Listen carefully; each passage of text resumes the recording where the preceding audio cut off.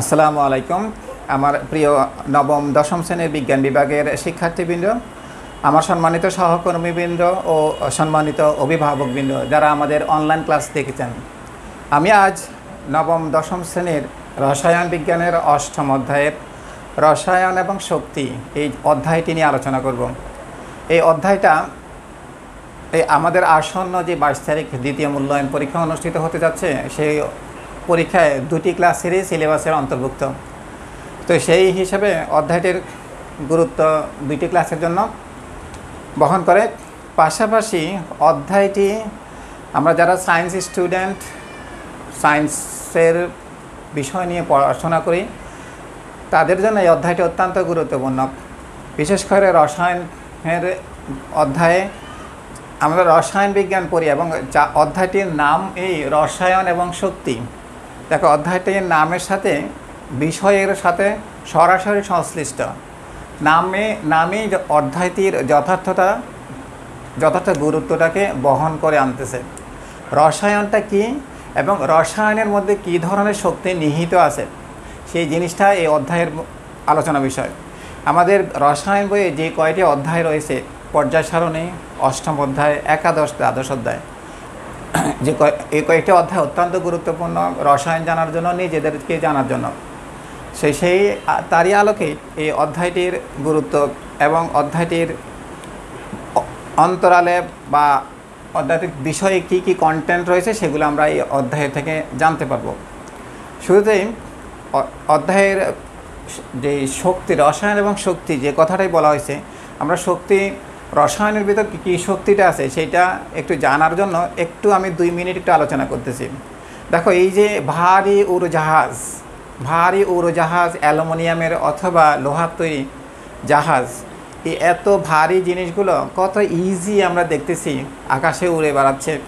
বড় বড় লরিগুলা, ছোট ছোট কার, বাস, ট্রাক, এই সবগুলা গাড়ি, একটু চিন্তা করে দেখো, এই সবগুলো গাড়ি, উড়োজাহাজ, সবগুলোই চলতেছে জ্বালানি শক্তির সাহায্যে। সামান্য লিকুইড জাতীয় পদার্থ, সেই সব পদার্থের শক্তির গুণে বা শক্তির দাপটে এই এত ভারী ভারী জ্বালানিগুলো চলছে। সেই শক্তিটাই আমাদের এই অধ্যায়ের আলোচনার বিষয়। রসায়নের ভিতরে কী ধরনের এনার্জি আছে, এনার্জিগুলা কীভাবে ইউটিলাইজ হয়, আবার কীভাবে আমরা পাবো, সেটা এখানে আমরা জানতে পারবো। এই অধ্যায়তে 3টা গুরুত্বপূর্ণ বিষয় আছে। একটা হচ্ছে বন্ধন শক্তি, আরেকটা হচ্ছে তড়িৎ রাসায়নিক শক্তি বা তড়িৎ বিশ্লেষণ, আর একটা হচ্ছে নিউক্লিয়ার শক্তি। আমি অধ্যায়টাকে 3টা অংশে ভাগ করলাম, চেষ্টা করব 3টা ক্লাসের মাধ্যমে অধ্যায়টাকে শেষ করার জন্য। আজকে আমাদের আলোচনার বিষয় বন্ধন শক্তি। এই বন্ধন শক্তির মধ্যে আছে রাসায়নিক শক্তি, তাপের পরিবর্তন এবং বন্ধন শক্তির হিসাব, এগুলোই আজকে আমরা আলোচনা করার চেষ্টা করব। তো প্রথমে অধ্যায়ের কন্টেন্টের যে বন্ধন শক্তির কথা আলোচনায় আসলেই সেটার উৎস সম্পর্কে প্রথমে আমাদের আলোচনা আসবে। তো রাসায়নিক শক্তির উৎস আমরা সবাই জানি, যে কোনো পদার্থ অসংখ্য অণু এবং পরমাণুর সমন্বয়ে গঠিত। আর অণু এবং অণুসমূহ একটার সাথে দৃঢ়ভাবে লেগে আছে। যেমন এই যে আমার হাতে যে মেটালটা দেখতেছ, দেখো এখানে অণুগুলো একটার সাথে কত দৃঢ়ভাবে। আমরা যদি এখান থেকে এই মেটালটাকে টুকরা করতে চাই, আমাদেরকে শক্তি প্রয়োগ করতে হবে, বাহির থেকে আলাদা একটা শক্তি প্রয়োগ করা লাগবে। এই যে অণু বা এখানে পরমাণুসমূহ একটার সাথে দৃঢ়ভাবে লেগে আছে, এই লেগে থাকার যে শক্তিটা, এইটাই বন্ধন শক্তি। আর এটাই রাসায়নিক শক্তির উৎস হিসাবে কাজ করবে। এই একটি বন্ধন শক্তি হচ্ছে, আর সেই বন্ধন শক্তি হচ্ছে একটি পরমাণু আরেকটা পরমাণুর সাথে, অথবা একটি অণু আরেকটা অণুর সাথে কীভাবে লেগে আছে, যে আকর্ষণ শক্তির সাথে একটার সাথে লেগে আছে, সেটাই হচ্ছে এই বন্ধন শক্তি। এখন এই বন্ধন শক্তি আবার বন্ধন শক্তিটা আবার কোথা থেকে আসছে? আন্তঃআণবিক শক্তি, অন্তঃপরমাণবিক শক্তি। আন্তঃআণবিক শক্তি কি? সমযোজী বন্ধনের, যেমন আন্তঃআণবিক শক্তি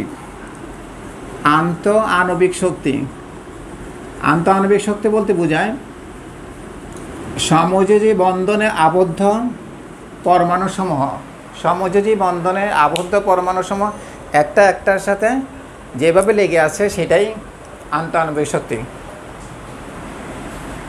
কোনো একটি রাসায়নিক বিক্রিয়ায় বিক্রিয়ক পরমাণুসমূহ একটা একটার সাথে অথবা সমযোজী বন্ধনে একটা একটার সাথে যেভাবে লেগে থাকে সেই লেগে থাকাটাকে আন্তঃআণবিক শক্তি বলা হবে। এখন এই আন্তঃআণবিক শক্তিটা যেমন দেখো সমযোজী বন্ধন, আমরা অ্যামোনিয়ার কথাই ভাবি, অ্যামোনিয়া, কার্বন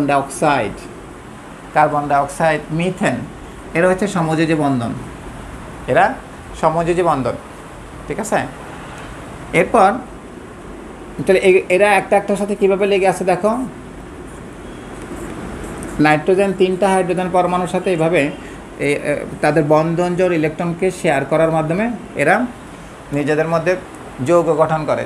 এই যে একটি পরমাণুর সাথে আর একটা পরমাণু যে বন্ধন সৃষ্টি করে সেটাই হচ্ছে যাই আন্তঃআণবিক শক্তি। কোনো একটি অণুতে আর পরমাণুসমূহ যে নিজেদের মধ্যে যে শক্তির মাধ্যমে লেগে থাকে সেটা হচ্ছে যাই আন্তঃআণবিক শক্তি। এরপরে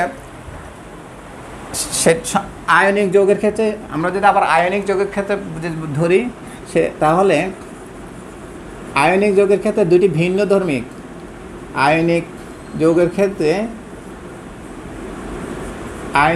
ক্ষেত্রে সেটা একটা ধাতব পরমাণু আর একটা অধাতব পরমাণু মিলিত হয়ে যে বন্ধন সৃষ্টি করবে সেটাও আন্তঃআণবিক শক্তি হবে। তবে আয়নিক যৌগের বন্ধন শক্তি সমযোজী যৌগের বন্ধন শক্তি থেকে স্ট্রঙ্গার, বেশি শক্তিশালী আয়নিক যৌগের। আপনার সমযোজী যৌগের ক্ষেত্রে যদি একই ধরনের দুইটি পরমাণু হয়, যেমন হাইড্রোজেন এবং হাইড্রোজেন, এই বন্ধন শক্তি তুলনায় হাইড্রোজেন এবং ক্লোরিন এই বন্ধন শক্তিটা বেশি স্ট্রঙ্গার।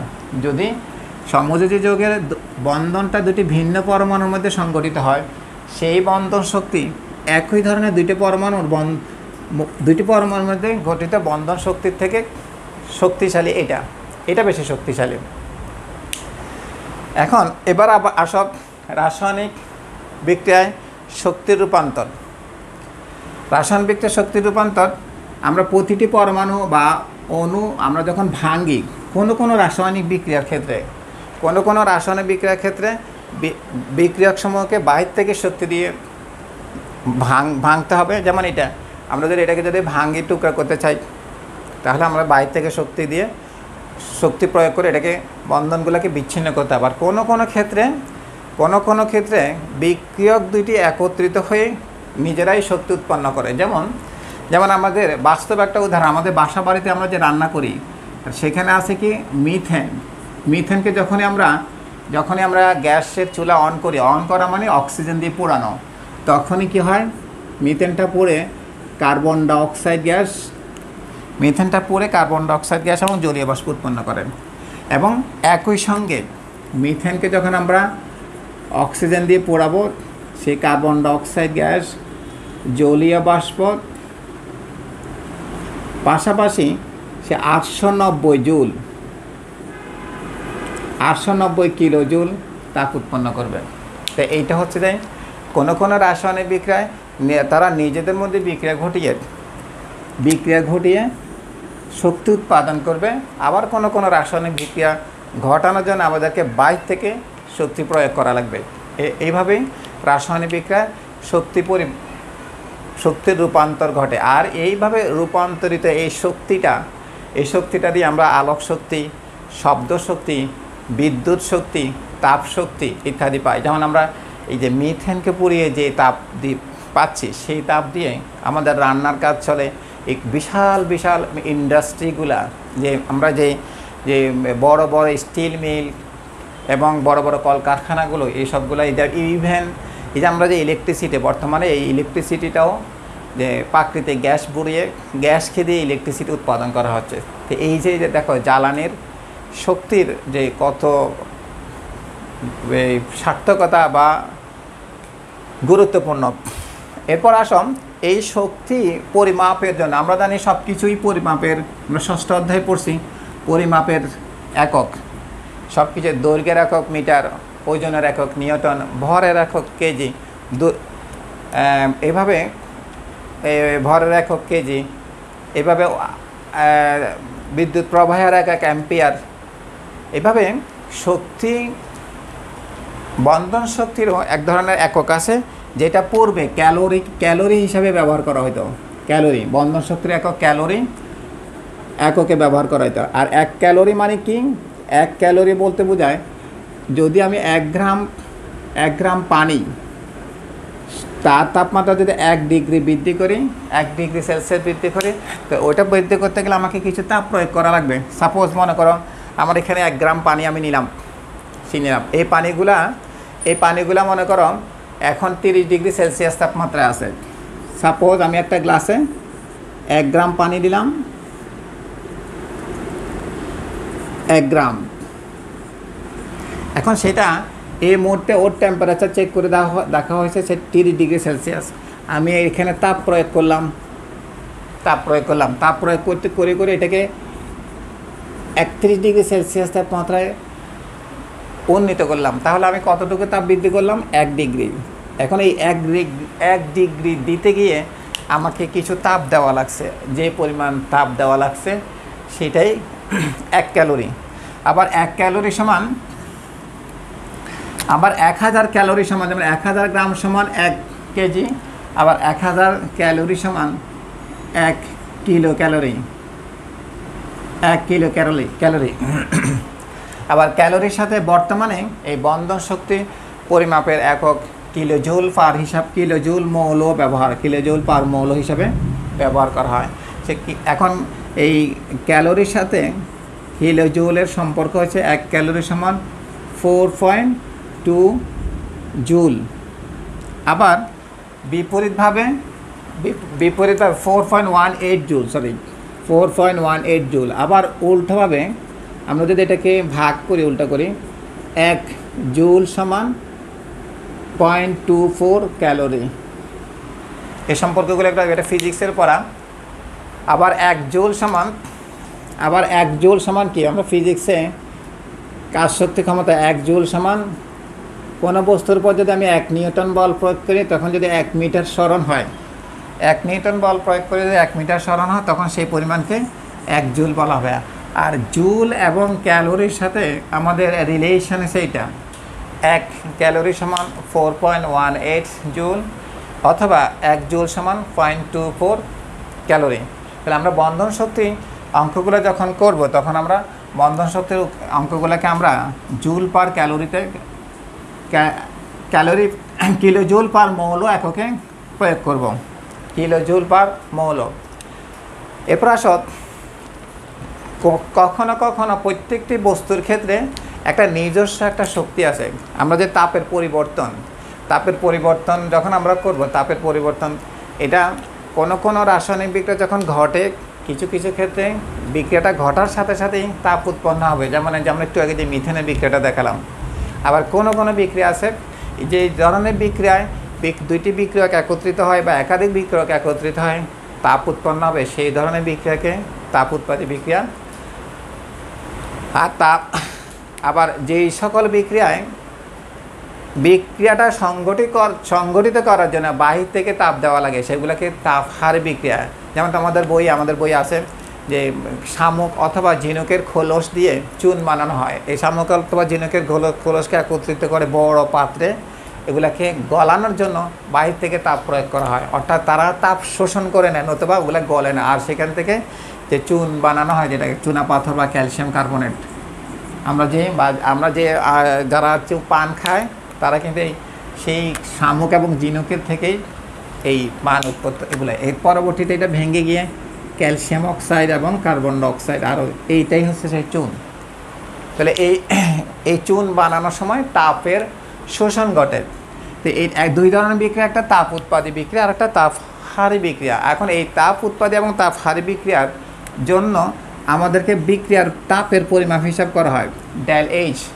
ডেল মানে চেঞ্জেবল, পরিবর্তনশীল, আর এইচ মানে হিট। তাহলে ডেল এইচ মিন করবে তাপের পরিবর্তন। এখন এই তাপের পরিবর্তনটা দুই ধরনের হিসাব করা হয়। একটা বিক্রিয়কের অভ্যন্তরীণ শক্তি,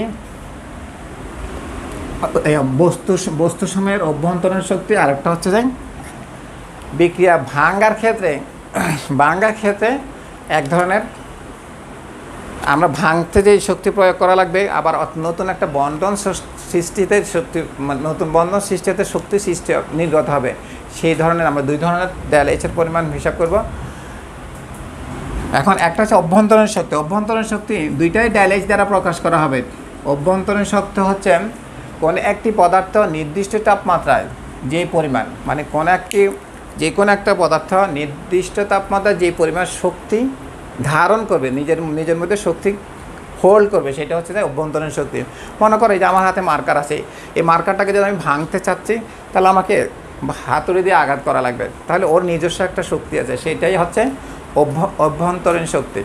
অভ্যন্তরীণ শক্তির হিসাবটা E2 - E1, আমি একটু সংক্ষেপে লিখতেছি, আমাদের বইয়ে সমীকরণটা আছে। এটা হচ্ছে কি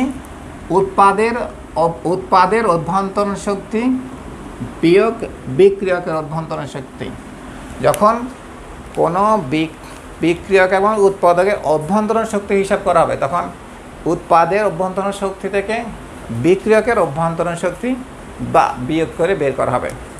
তারপরে যদি কোনো একটা রাসায়নিক বিক্রিয়ার বন্ধন ভাঙ্গা করার শক্তি হিসাব করা হবে, তখন উল্টোটা হবে। আমি একটু এইভাবে লিখি, E2 মানে P মানে প্রোডাক্টের অন্তর্ভুক্ত শক্তি, আর E1 হচ্ছে যাই বিক্রিয়কের অভ্যন্তরীণ শক্তি। P মানে প্রোডাক্ট, আর মানে রিঅ্যাক্ট্যান্ট। আর যখন বন্ধন ভাঙ্গা করার শক্তি হিসাব আসবে তখন উল্টো হবে B1 - B2। তো B1 হচ্ছে রিঅ্যাক্ট্যান্ট বিক্রিয়কের ভাঙ্গার শক্তি বিয়োগ উৎপাদের বিক্রিয়কের বন্ধন ভাঙ্গার মোট শক্তি বিয়োগ উৎপাদের মোট বন্ধন গড়ার মোট শক্তি। এভাবে আমরা এই সমীকরণের উপর আমাদের এই অধ্যায়ের অত্যন্ত গুরুত্বপূর্ণ টপিক। এটা সব সময় পরীক্ষায় আসে, এটা সবাই করবে। আর এই ধরনের একটা সমস্যা আমরা এখন আজকে আলোচনা করব, ঠিক আছে? তাহলে আমরা যখন বন্ধন ভাঙ্গা করার শক্তি হিসাব আসবে, তখন বিক্রিয়কের বন্ধন ভাঙ্গার শক্তি থেকে মোট শক্তি থেকে উৎপাদের বন্ধন গড়ার জন্য নির্গত শক্তি বিয়োগ করলে যে মানটা হবে সেটা হবে যায় টোটাল ওই বিক্রিয়াটিতে তাপের পরিবর্তন। আর সেই ক্ষেত্রে ডেল এইচের মান যদি নেগেটিভ হয়, যখন নেগেটিভ হবে তখন আমরা ধরবো যে বিক্রিয়াটি তখন তাপ উৎপাদী, বিক্রিয়াটি হবে তাপ উৎপাদী। আর উল্টোটা হবে ডেল এইচ যদি পজিটিভ হয় তখন বিক্রিয়াটি তাপহারী মানে তাপ শোষণকারী হবে। তাহলে আমরা এই ধরনের একটা সমস্যা আজকে দেখব। আমি একটা বিক্রিয়া উল্লেখ করছি বোর্ডে, দেখো এটা হচ্ছে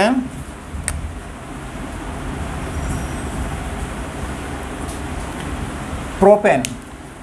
নবম শ্রেণীর শিক্ষার্থীরা তোমরা হয়তো নাম এখানে আমাদের বিষয় না, বাট এটা আমাদের জৈব যৌগে আছে, একাদশ অধ্যায় আছে। প্রোপেন 3 কার্বন বিশিষ্ট একটা হাইড্রোকার্বন, এটাকে অক্সিজেনে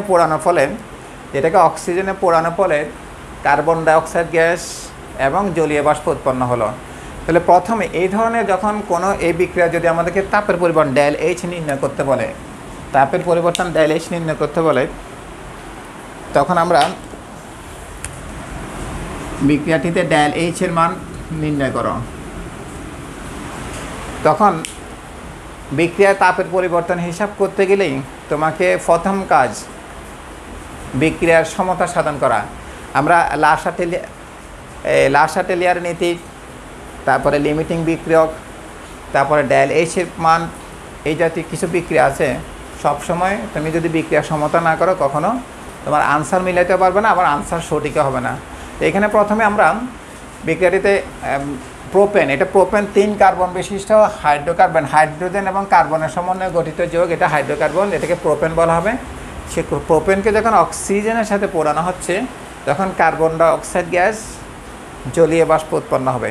তাহলে প্রথমে আমরা বিক্রিয়াটি সমতা সাধন করে এখানে প্রথমে 3টা কার্বন, তাহলে এখানে একটা কার্বনকে সমান করি 3টা কার্বন করতে যাই, হাইড্রোজেন আছে এখানে 8টা, হাইড্রোজেনকে 8টা করি। হাইড্রোজেন 8টা করতে যাওয়ার পরে অক্সিজেন কত, এখানে 4টা, এখানে 3 দুগুণে 6, 6 4 10, তাহলে অক্সিজেনকে 5 দিলে এখানে 10 হয়ে যাচ্ছে। এভাবে সমতা সম্পন্ন করার পর এরপর আরও একটা কাজ করা লাগবে আমাদেরকে, এটার এই ঘাটনিক সংকেত, আমাদেরকে করতে জানা লাগবে। তাহলে আমরা যদি এইভাবে লিখি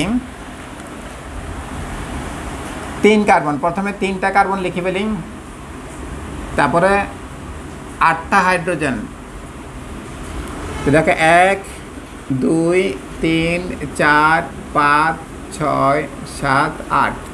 নবম শ্রেণীর শিক্ষার্থীরা তোমরা একটু ভালো করে খেয়াল করো, দশম শ্রেণীর শিক্ষার্থীরা এই ধরনের প্রবলেম অলরেডি করছে। এরপর আসো 5 আর অক্সিজেন বন্ধনটা এইভাবে। এরপর এই পাশে ডান পাশে কার্বন ডাইঅক্সাইড, 2টা অক্সিজেন, তাহলে অক্সিজেন কার্বনকে মাঝখানে রাখি এই, আর 3টা কার্বন ডাইঅক্সাইড। এরপর হচ্ছে পানি, 4 পানির গঠন এইভাবে দেখা হয় HOH। এই হলো বিক্রিয়াটির গাঠনিক সংকেতের রূপ। এখন এখানে দেখো আমরা কিছু জিনিস ফোকাস করি, কি বন্ধন ভাঙছে, কি বন্ধন সৃষ্টি হয়েছে, কি বন্ধন ভাঙছে, মানে বিক্রিয়ক সমূহের বন্ধন ভাঙতে কি বন্ধন ভাঙছে। দেখো এখানে কার্বন হাইড্রোজেন কয়টা আছে, দেখো কার্বন হাইড্রোজেন 6টা কার্বন হাইড্রোজেন, 1 2 3 4 5 6 7 8, সরি 8টা কার্বন হাইড্রোজেন, একটাও এখানে নাই, কোনো কার্বন হাইড্রোজেন বন্ধন উৎপাদের অংশে নাই। তাহলে 8টা কার্বন হাইড্রোজেন বন্ধন ভেঙে গেছে।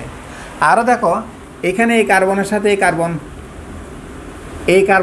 কার্বন, মানে কার্বন 2টা কার্বন বন্ধন, ওই 2টা, এখানেও কোনো কার্বন বন্ধন এখানে নাই। আবার দেখো অক্সিজেন বন্ধন, এখানে কোনো অক্সিজেন নাই। তাহলে দেখা যাচ্ছে এই পাশে যতগুলো বন্ধন ছিল সব বন্ধন ভেঙে গেছে। আবার ডান পাশে কি হয়েছে, কার্বন অক্সিজেন বন্ধন সৃষ্টি হয়েছে, হাইড্রোজেন হাইড্রোজেন বন্ধন সৃষ্টি হয়েছে। তাহলে আমরা তো এখন হিসাব আসবে বিক্রিয়া কোনো সময় বন্ধন ভাঙতে। এখন আমি এখানে একটা চার্ট, যে এই অঙ্কের সাথে সংশ্লিষ্ট বন্ধন ভাঙার যেই ভ্যালুগুলো সেগুলো আমি এখানে চার্টে উল্লেখ করছি। এগুলো সাধারণত কোশ্চেনে দেওয়া থাকে, আমাদের বইয়ে কত পৃষ্ঠায় এগুলো দেওয়া আছে। যদি যতটুকু সম্ভব মুখস্থ করবা, আর সম্ভব না হলে এমসিকিউতে, এমনি অঙ্কের জন্য লাগবে না, এমসিকিউতে অবশ্যই লাগবে। এগুলো এমসিকিউতে মুখস্থ মান আসে। এবার আমি 2020 সালে কোশ্চেনে দেখছি প্রায় সব বোর্ডে এই মানগুলো আসছে। তো অ্যাজ মাচ অ্যাজ পসিবল মুখস্থ করার চেষ্টা করবা। এবার আসে এই অঙ্কের সাথে সংশ্লিষ্ট বন্ধনগুলোর বন্ধন শক্তি আমি এখানে উল্লেখ করছি। তাহলে দেখো এখানে কি হয়েছে, মোট 8টা কার্বন হাইড্রোজেন বন্ধন, তাহলে কার্বন হাইড্রোজেন বন্ধনের শক্তি হচ্ছে 414। তাহলে আমরা এখানে লিখি। তারপর আর কি হয়েছে, 2টা কার্বন অক্সিজেন, কার্বন 344। তারপর অক্সিজেন হচ্ছে 498, ভেঙে গেছে। এখন কতটা ভেঙে গেছে সেইটাও আবার এখানে একটা ক্যালকুলেশন এখানে পেজ আছে। তাহলে আমরা আগে লিখি বিক্রিয়ক অনুসময়ের বন্ধন ভাঙতে, এখানে বিক্রিয়ক অনুসমূহের, আমরা এইভাবে আনসারটা করব, অনুসমূহের বন্ধন ভাঙতে মোট প্রয়োজনীয়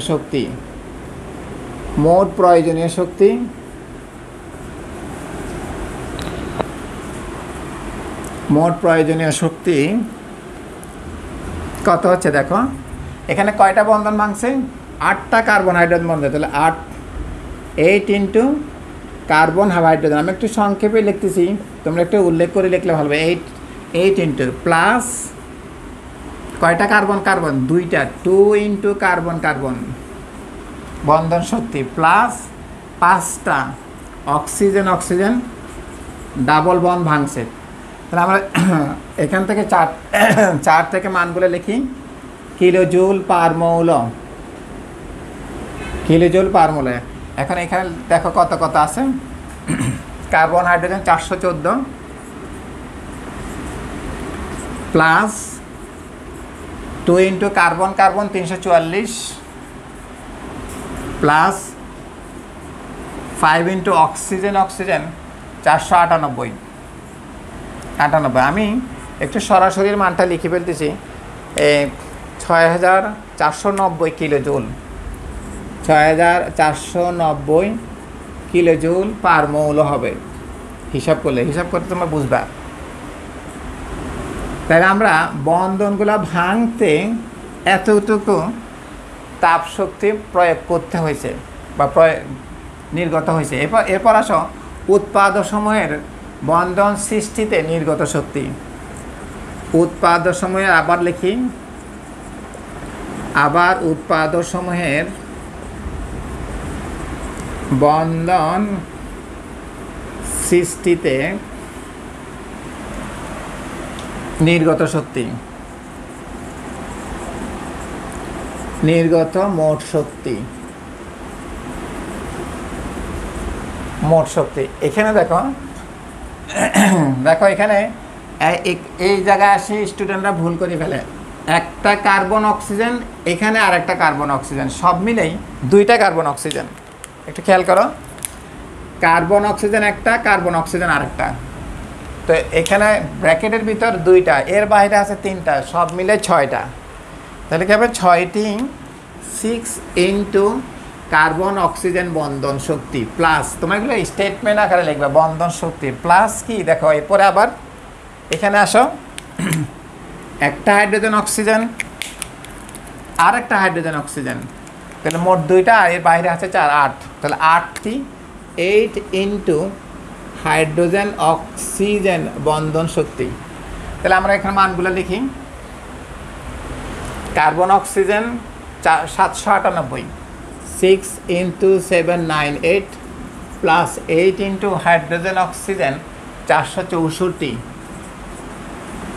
এত কিলোজুল পার মৌল। আমি এখানে আবার টোটালটা লিখে দিচ্ছি, 8500 কিলোজুল পার মৌল এটা। এখন আমরা বিক্রিয়ায় বন্ধন ভাঙ্গার শক্তিটাও হিসাব করলাম, বন্ধন ভাঙ্গার মোট শক্তি আর বন্ধন সৃষ্টিতে মোট শক্তি, 2টা হিসাব করে পেলাম। এটাকে আমরা B1 B2 লিখি। B1 B2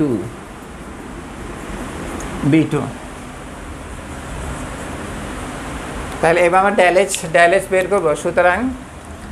সুতরাং ডেল এইচ সমান, ডেল এইচ হলো বিক্রিয়কের বন্ধন ভাঙ্গার শক্তি, অর্থাৎ আমি একটু সংক্ষেপে লিখব, স্টেটমেন্টটা লিখলাম না, B1 মাইনাস B2, তাহলে বিক্রিয়কের বন্ধন ভাঙ্গার মোট শক্তি বিয়োগ উৎপাদ সৃষ্টিতে নির্গত শক্তি। তাহলে কথা হচ্ছে এখানে 6490 বিয়োগ 8500,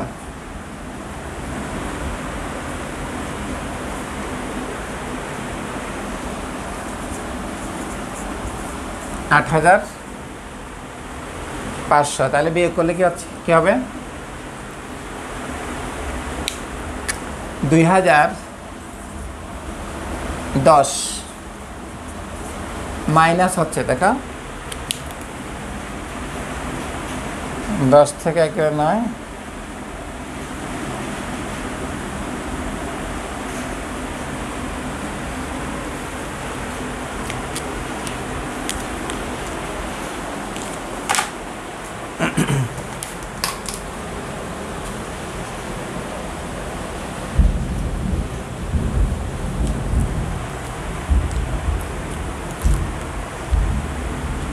ঠিক আছে?